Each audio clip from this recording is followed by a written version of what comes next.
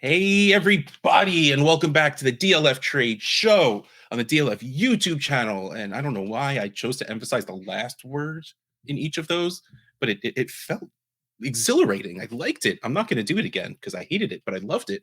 No, All I right. liked it. I'm going to do it every time then. Yes, because I need to make Addison happy. No, I don't, but I like to. It just makes me happy when you're happy, Addison. Thank you. And maybe you're happy this week because week 4 is rolling around and we're getting a lot of players coming back, whether it's from injury, whether it's from suspension, whether it's from whatever, whatever. So that's what we're going to dive into. We're going to look at these players that you had on your team, feeling good about it, and then you have a few players where you were ready for this. You were ready for them to miss the first few games. Right. But then you have a couple of players where you've been sad for the past few weeks, but you're ready to be happy again because we got limited practices in last week and we got a full practice in on Monday. Of course, I'm making this up. I don't even know for sure if that's what really happens in most of these cases. But again, I'm trying to make everyone pumped up, trying to get everyone excited. It's football. Big arm movements. All right. So the first player we're going to talk about is Alvin Kamara, who is coming off his 3-game suspension. I guess my first question for you, Addison, is what do you expect? I mean, of course, we have to add the added wrinkle into most likely. There's a very big difference between Carr and Jameis as in every aspect of what we're talking about. But what's your thinking on Alvin Kamara? Because I know last year he did not look great. Mm-mm. He had that one game where he put up like 30 or 40 points and then went back down to 6 points a game. So are you coming in here with the hopes that he's going to not be the Alvin Kamara of old? He's 28. He's not going to be, well, he's not Christian McCaffrey. Let's put it that way. But like, are your hopes for I almost say Christian McCaffrey? Are your hopes for Alvin Kamara anywhere close to top 12 running back scores? No, absolutely not. I mean, he hasn't been top 12 I guess he was kind of ish top 12 last year. Like by end of season numbers, he was RB 16. But if you go by points per game, he climbs up here to RB 13. So I guess then he was kind of ish top 12. But last year was a really rough year for Kamara. I don't know if people realize like how rough it kind of was. Like he averaged um only 4 yards per carry, which the year before that he averaged 3.7. The receiving volume has gone down basically each of the past 2 years from where it was the first 4 years. Basically, ever since Drew Brees left, it really hasn't been good for Alvin Kamara. Yeah. And so I'm not expecting a whole lot. I feel like Kamara is going to just be a fine RB2 that when he scores can have RB1 weeks, but more likely than not, he's just going to be like a bunch of other running backs. And at his age, that's not necessarily good for dynasty value because you can find those guys in a lot of different players. So I'm not expecting a whole lot. I don't know what Jameis is going to do for him either. If Jameis is more willing to just throw the ball deep instead of checking it down, like Carr maybe would have been, or Dalton was last year, or whoever. So I'm not overly enthusiastic for the return of Alvin Kamara from a fantasy standpoint to where I'm like trying to go out and actively trade for him. So 12-team superflex, Alvin Kamara and Michael Thomas for a 24 first and Jameis Winston. I don't know if I've ever seen a multiplayer trade, not just a 1-for-1, and they're all on the same team. Like I legit don't know if I've ever seen that. So Kamara in here at 103, Michael Thomas doing pretty well, right? Like if you thought he was going to come back and be wide receiver 1, Michael Thomas, that's a little on you, but like he's doing good. He's doing well enough. In the analyzer at 50 for a total of 153, a 24 first in at 228, and Jameis at 10 for a total of 237. I have to be full on honest. I'm not giving up a first for those two. Nope. The analyzer completely agrees with that valuation. I want to break this down to what their individual values are, because to me, I think it's silly at the point where you should expect a 1 for Kamara. And Michael Thomas, to me, I don't think is worth a second. I think he is to a contender, a late second. He's had 5 or more receptions and 50 or more yards in each of the first 3 games. I might not hold on. I need to look up his stats because I might not be full in because like I said, like I know he's doing pretty well, but I don't know how pretty well is. And of course he has the 2 most common names in the world. So using search isn't really great. So so to say he's averaging 11.5 points per game, 11.1, 12.5, 11. So he is legitimately like Yeah. And he hasn't scored a touchdown yet either. It's kind of like there was no outlier. It was just straight up. Those are his. That's what he's 8 doing. targets, 9 targets, 9 targets. Yep, Has exactly. 166 yards on the season. Yeah, you're right. No touchdown. Yeah, it's the same thing that he was doing to start the year last year when he was hot, except last year he scored, I think, 3 touchdowns in 4 weeks, and this Yeah, year he he scored hasn't a scored. game at least. But yeah, he was doing really well. He Yeah, hasn't scored yet. yeah, But he's that's gotten fair. end zone targets, and I've physically watched Saints games or like on red zone or anything like that, and I've seen Michael Thomas get end zone targets, and they're just a little out of his reach or anything like that, or so he's getting used. Like you said, 8 to 9 targets every single game, 5 plus Yeah, and 50 plus each game too. Like he's not a bad option. Like he's like Keenan Allen light essentially, just without yeah. Because touchdowns in a worse offense. okay, so yeah, a late second. So usually we make the equivalent of 2 seconds should equal a first. And if we're talking that both of these guys are about equal to a second each, I'm still not there to say I'm giving a first for both of them. Yeah. If you need to fill 2 spots, like still I find a different way to go about it. Like I don't like this like at all. If this is essentially just saying the first is by far the best asset in this deal, so just give me the first. I don't really care what all the other pieces are Yeah. if they compile up to the value of the first or anything like that. Or if you're like, I really need to fill a slot or 2, and so I'm going to use this first that is there but isn't really there. So I'll just fill players in my starting lineup by not changing any of my roster. Then even when you do all of that calculations and stuff in your head, I still just at the end of the day just want the first. The first is Um, the most valuable asset now. It's going to be the most valuable asset by far in 4 months, regardless of if you win a championship or not. And like you said, like if you need to fill 2 spots in your lineup, I would almost rather take that first and trade to fill one spot really, really well, and then just try to see if I can piecemeal that other spot. Like if it's a flex or something like that, and just, you know, players can go off randomly at any other time, or at least find something that's a little bit more comparable to a first in terms of value with one player, and then see what you get or see what you can work out to fill the other spot. let's move on to the next one. 14 team, 1 quarterback. These are always interesting. Alvin Kamara for Nick Chubb and Gabe Davis. Now, we still have caution team B is giving up the highest value asset, the most pieces in the deal, because Nick Chubb is still in here at 244.5.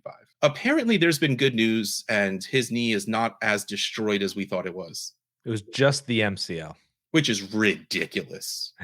Which means congratulations to the doctors that did his last surgery. You did a fantastic job. Well, they put steel pipes in there that just don't break. So Yeah, good. Good on you.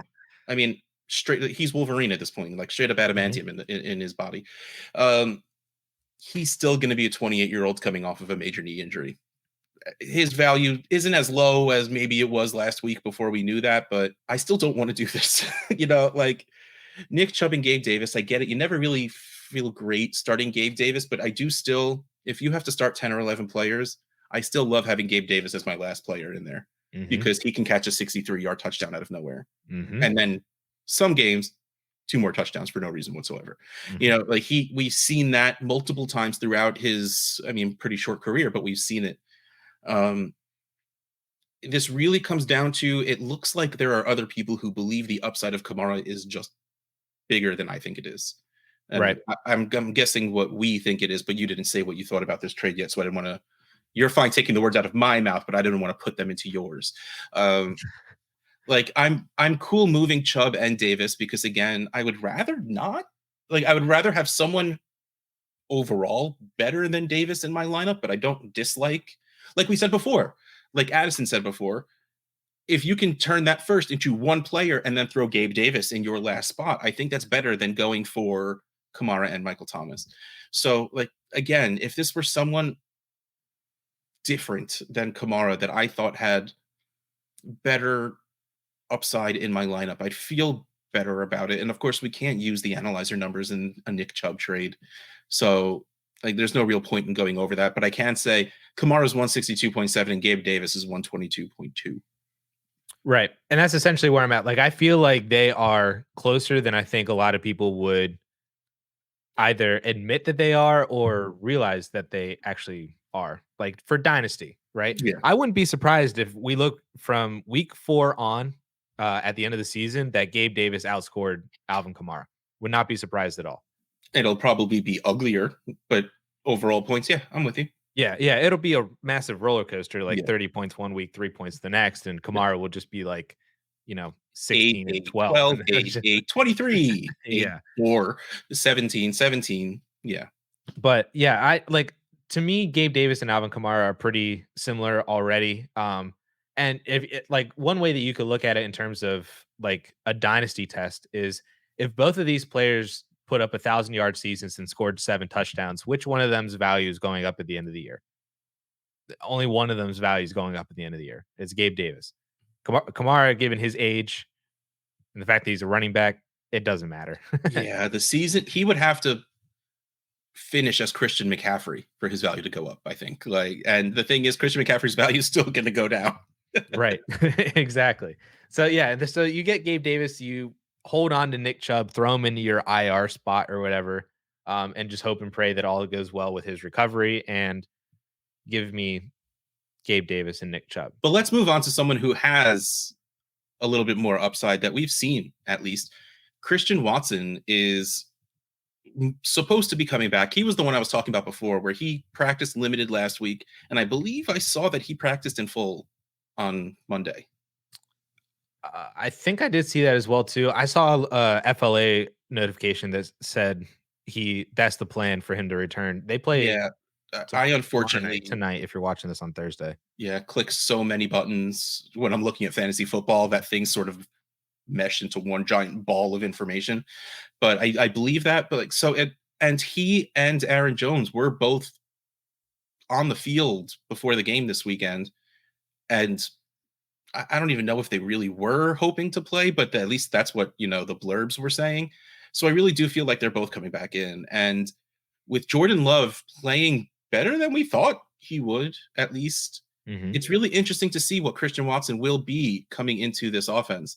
And I think there is cause for optimism because I remember when Christian Watson first came in last year and had that first game that were just like 2 big touchdowns. And we're like, all right, we knew he could splash play. We knew he could do this. But then game went on and games went on and he kept just earning targets. So maybe he's more than just that splash play guy. But of course, we're in a different world now because it's not Aaron Rodgers, it's Jordan Love. So let's look at the trades here. 12-team superflex, Christian Watson for a 25 first and a 2 24 thirds. Sorry, let me say that again. Christian Watson for a 25 first and 2 24 thirds. I don't know why I felt the need to repeat that because the 24 thirds are practically nothing. So Christian Watson to me is worth a 24 first. A late 24 first. Yeah, I'll stick with that. Which means I want more than a 25 first. Like, if Christian Watson comes out, even if it comes out next week, let's say Christian Watson doesn't play this week, Christian Watson comes out next week. He takes 1 more week to rest. 6 targets, 4 catches, 55 yards, no touchdowns, but you're still getting a 25 first for him then. Right. Why not wait to see if he plays and goes nuts? In which case you're getting a 24 first plus. Like this doesn't make sense to me right now. If you're rebuilding, you already have a young wide receiver. And I don't think anything can happen quickly to crash his value below a 25 first. Would you give a 25 first for Christian Watson right now? Yeah. Yeah, I would. I would pay that first for the upside of what Watson possesses. Because I do agree with you. Like, I feel like that even if he has like a mid kind of season, I still feel like you can get a 25 first, in a month or two if he's just producing all right, hasn't broken out, kind of does what he does at the end of last year after he had like those breakout weeks where he was just kind of fine. Like he was seeing targets, he wasn't really scoring touchdowns. And he was just okay. Still feel like you can get a first at that point. So I'd be willing to pay in at a 25 first price, shoot for that upside. If that upside doesn't necessarily happen, then I still feel like you can cash out for basically exactly what you paid. Yeah, that's. See, this next one to me makes more sense. Christian Watson for Romeo Dubs, Kyron Williams, and a third. All right, never mind. I thought it was going to be a little bit better. So Christian Watson again, 334. Romeo Dubs, 75. Kyron Williams is only 63, but that's going to go up. You know, he's the dude there, and that might take a little bit to catch up because I think the mocks had been running for a little bit before Akers went away. Mm-hmm. So we're gonna maybe once October rolls around, and so the entire side is 197. The reason I like the idea of this is because you're taking the unknown in Christian Watson and turning it into a little bit of a known. Now, unfortunately, it's Romeo Dubs who is going to be a little bit of an unknown now that Christian Watson is going to change things.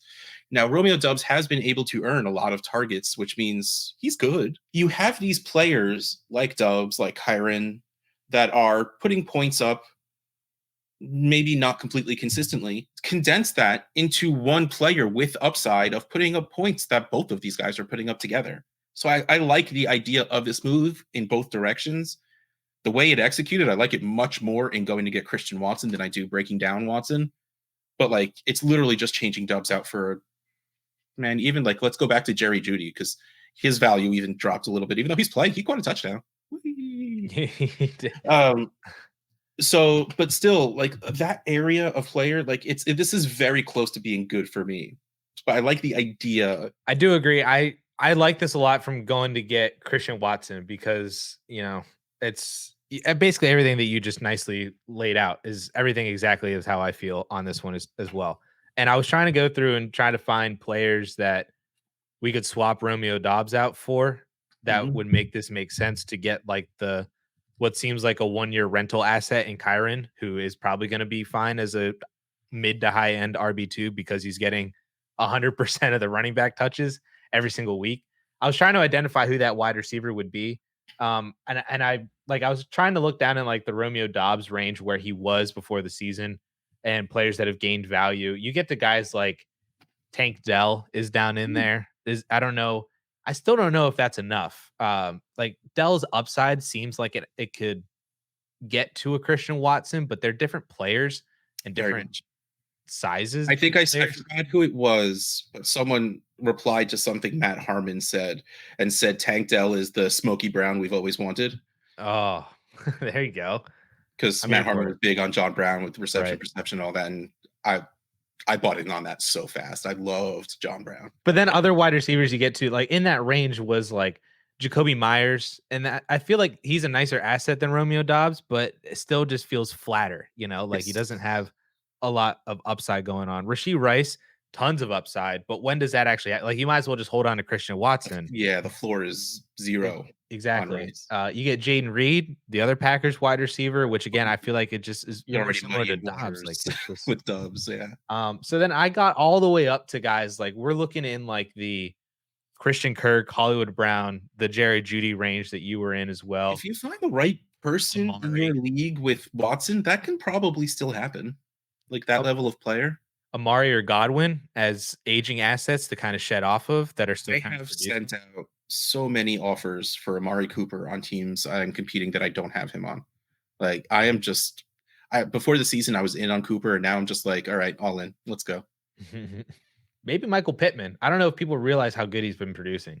They don't. Nobody likes Michael Pittman still. Those are the range of options that I would be looking at if I were trying to move off of Christian Watson right now before he returns. So the next player we have isn't coming back yet. He is soonish. Okay. All right. If that's the way you want to play it. He's coming back soonish. Soonish. Jameson Williams had a 6-game suspension, I believe. Mm-hmm. So we're halfway there. We're getting to that time where it's like, guys, remember that Jameson Williams comes back in a couple weeks? This is going to be exciting when we talk about him in 3 weeks to see what against these trades now. I don't want Jameson Williams to come back for the sole reason of I need the Sam Laporta show to keep going. And not to say they're going to 1-for-1, like Laporte is going to lose his targets because a wide receiver comes back, but it's just a Hey, feed. maybe Jameson Williams doesn't do as well because Laporte is doing well. That I don't want to risk it. there's an art. I mean, Laporte has done more for the Lions than Jameson Williams has ever done. I know, and I'm loving it. Well, not at Jameson Williams' expense. That just the first half of your sentence. So 12-team superflex. Jameson Williams got traded for Brian Robinson. Brian Robinson is, I almost said dollar store, and is like five below Nick Chubb to me. Like, I didn't want to say dollar store, but five below. They go up to $5, and of course, my daughter finds the one thing in there that's like $10. Like Brian Robinson seems like he is the kind of running back that can be very good for his team, but still not give you a very good fantasy week. Like this past week, I think he had 11 rushes for 70 yards, which is really good football. But I just got 7 points. Thank you. He's a top 10 running back though. Yeah, no, he did really, really well the 2 weeks before that. And he's a bell cow. He has become a bell cow and has sadly relegated Antonio Gibson to handcuff status. 2-0. Yeah. So I like the idea of this, and like we said before, Christian Watson is a little bit of a mystery, but the upside is there. Jameson Williams is an even bigger mystery, and the upside is there. So if you don't want to take that risk, moving it into someone who is stable, but still we've seen has the ability to score highly, I like the move. Analyzer has this as 140 to 118, close enough. It's less than a third away. This is absolutely fine for me. It's not exciting. Don't get me wrong. This is a bit of a boring move. Like, if I got this email that this happened in my league, okay. That's something that happened. Right. Exactly. But I like it. If you have a team that's, pretty good, but maybe you have Christian Watson already, or you have a player or two that are boom bust, and you want to play it a little safer, which is some people like that. Some people need those steady eddies on their team. This is a perfect trade to go get Robinson. Or you're hurting at running back because you lost like Eckler or Saquon, or you had Nick Chubb. So then you have to fill in that running back because you're still competing. This is an interesting trade, I think, because it is two very different players and very different, like how they will score for fantasy type players. Not just because it's wide receiver and a running back, but the whole grinder upside floor thing is crazy. I honestly think I would take the Brian Robinson side on this, like just in a vacuum. I'm with you. It's just, I don't know. Like most of the time, you and I are team wide receiver over running back. It's like when you get to the top and you start working your way down, it's always going to be wide receiver over the running back, 1-for-1. But then there is that like inflection point where it reverts back the other way because it just makes more sense to go for the running back. And I think right where these two are is that inflection point to where I would just take Brian Robinson over Jameson Williams. And, there is still a risk that Jameson Williams is not who we want to be. And we just talked about John Brown. Like, what if he's another John Brown, just a speedster type player who that's his only MO?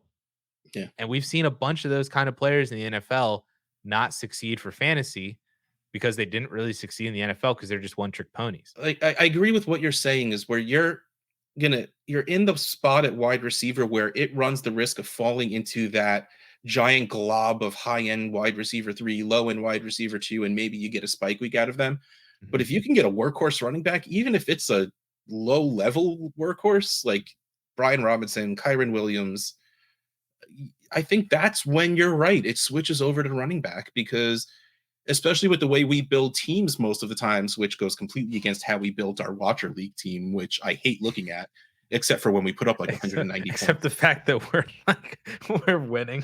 Yeah. But like we have like 5 starting running backs. Like, but like when you build teams like when we normally do, where we really only have one running back and it's usually of a guy of this level, I have a few teams where Brian Robinson is my only running back.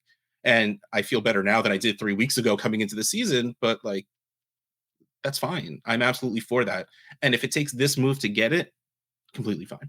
The next one, however, Jameson Williams for Pat Fryer move. Wait, can this work? Fryer meth? Like, no, that doesn't work. but, but like, yeah, oh, meth is bad. Don't be meth kids.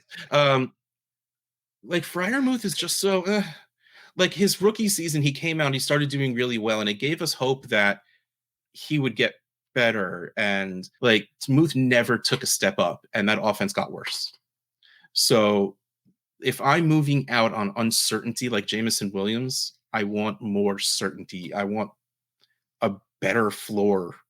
I want, and again, maybe there's a tight end premium that we don't necessarily know about right now, but I mean, hold on while I pull up Trade Addicts I was leagues. gonna say it does not matter if it's tight end premium or not. At least this year, he has 8.45 points per game in a 0.75 premium. 8.2 points, 15 points last week. Do you want to play a quick game real quick I love of games. who has more targets this year? Oh no. Pat Fryermuth or Kylan Granson? Dude, Kylan Granson is my favorite player in the NFL now, so the answer is Kylan Granson. Pat Fryermuth or Jonnu Smith? No. Seriously? Jonnu Smith has 5 more targets in 1 less game. Oh, by the way, Dallas Goedert, who bageled week 1, has the same amount of points as Fryermuth right now. 25.55 for Goddard, 25.35 for Muth. So, and Muth has 2 touchdowns. And Goddard has 0. Goddard played and gave you a 0, but still, ever since then, has been doing pretty well. Wow, that's Durham Smythe or Pat Fryermuth? Well, he's on the Dolphins. Noah Gray or Pat Fryermuth? Really? That's crazy. You want to okay, here, I'll make it even worse. Do you know who has the exact same amount of points as Fryermuth? Kyle Pitts. That's all you need to know, folks. That's all you need to know. Literally the exact same amount of points. This feels like somebody saw that Brian Robinson trade and they're like, you know what? I would like to trade Jameson Williams away for a more steady asset, a steady Eddie, like you said. I want Pat Fryermuth. And that just did not. You got yourself a steady 8 points a game, man. Good for you. In 0.75 premium. In 0.75. Oh no. I mean, if that's a 2 tight end, 2 point premium, full point premium, you might scratch double digits. But then you should just quit that league because that's a terrible setting. He has 1 reception in 2 out of the 3 games. Like he's like his receiving totals. Week 1 he had 1. Week 2 he had 1, and then last week he had 3. And thank God he scored 2 touchdowns, or else he would be even worse. If he did not score the 2 touchdowns, he would have fewer fantasy points than Will Dissly. I forgot that was a player in the NFL. He would have the same number as Blake Bell, who's only played 1 game. Yeah, but it was the game without Kelsey, so there you go. So I know you didn't put it on the sheet, but I want to talk about a trade that went down in our listener league anyway. Yeah. And there's a specific one I want to talk about because I've had a few people ask me about the value of Deshaun Watson right now. Mm-hmm. The trade that went down was, Deshaun Watson and Jeff Wilson. So let's just say it was Deshaun Watson for a 24 and a 25 first. Now, I remember this trade happened, and I got a DM right after. It's like, did we get enough for Watson? And my first answer was, well, you're asking the wrong dude. You got more than a first, and I'm down for it. So that didn't really necessarily, help much. But what's your feeling on Deshaun Watson? Because all that stuck in my head is that play from last week where he ended up throwing the ball the wrong direction. Yeah,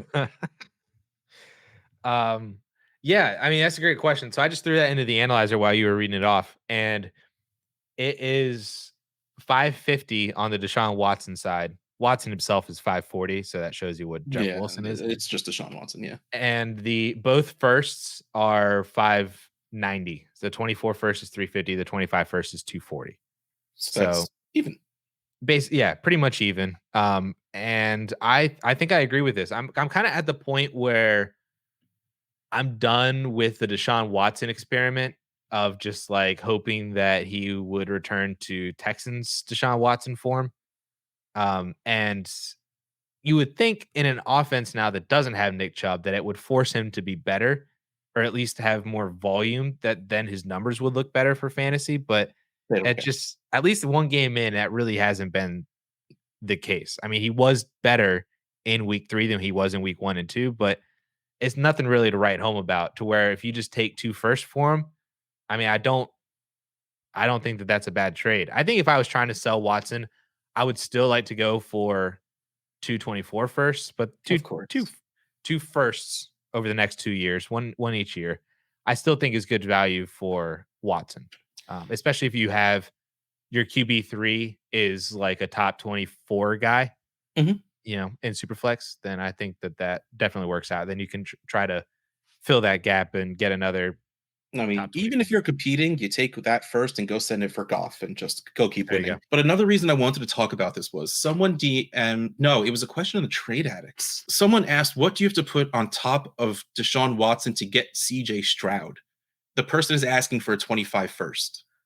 Whoa. That's what went through my mind. I'm like, look, again, you're asking the wrong dude on the value of Deshaun Watson. And I get that CJ Stroud is playing well, but I still feel like we live in a world where Watson should be more valuable than CJ Stroud. Or at least equal, not a first. They're scoring exactly equal, by the way, 20.7 to 20.6 points per game. They both have most games in mid-20s and one game in the teens. Yeah, like I froze and I'm like, look, if it takes a second for me to do it, sure, I'll throw a second on any deal if it means me getting a quarterback I like more, you know. Yeah, there you go. But a 25 first felt too rich for me. Like I definitely couldn't do that. And that's me wanting to get Deshaun Watson off my teams. And then Rocky, who, not to say he's a bad person in any way, shape, or form, but he's one of the people that separates real life from fantasy football, which, if you want to win, is absolutely the much more effective way to play. He's like, I like Watson. I'm putting Watson above Stroud. But even if we want to say you want to buy those years, because there's, 5 years probably in between the two of them? 7, So, is it that many? 6. Stroud's about to turn 22 and Watson's 28. Right. A 25 first still feels like a lot. It's a lot. Just to buy years. I don't want that. I think 2 alternatives to if you want to move off of Deshaun Watson and you want a quarterback to go to, I would look at Dak would be the first one because people don't like Dak. That's And not doing great. no, but I still trust him more. Yeah. And he has CD Lamb and Tony Pollard to dump off too. Oh man, 15 points per game. That's not Yeah, great. he's not doing well. But I would still take Dak more long term than I would Deshaun Watson. I would look at Kirk Cousins. Oh, You would absolutely. lose 7 years of age, but you're getting the massive production that he has right now. And I feel like that you could still get that one done. Yeah, he's QB1 right now. It's insane. And then the other one would be Kyler. If you could try to I'm move, getting like, put why are they Kyler winning? Like, why? Like, Cardinals got to get their act together. Josh Dobbs is doing all right. Yeah, it's weird. I don't know. That is starting to scare me now. Like, just having it put in that. Yeah. The other one all I right. would entertain would be Brock Purdy. That's If the you name can I get looked at, and I'm Purdy like, and a second for Watson, I'd probably do it. like Brock Purdy to me, like Brock Purdy's 19.7 points per game. And again, it's flat. It's 19, 17, 23. Mm-hmm. And there's room for him to grow. Like you watch the Niners games, like he is still barely missing a few throws that they're tossing 30 bombs every single night, but like they could be doing 40 And I if get you coming just back, watch. baby. Yeah, exactly. Like he's just barely missing on a couple of these throws that are like long touchdowns, and it can definitely still get better for Purdy. Yeah. That's a name I looked at, but didn't have the confidence to say out loud. So I'm glad you said it. Yeah. All right. But it is lunchtime. So this has been the DLF Trade Show on the DLF YouTube channel. Russ Fisher at Dynasty Outhouse, Addison Hayes at AmazeHayes_. Remember, It's time. And you have to be honest with you. If you're not going to be honest with yourself, it's not time. Don't even bother. But you have to be honest. Look at your teams. If you play on my fantasy league, scores to power rank. It shows you everything you need to know about all the teams in your league. I don't play any leagues on Sleeper or Flea Flicker, or so I don't know if there's an equivalent to that anywhere else.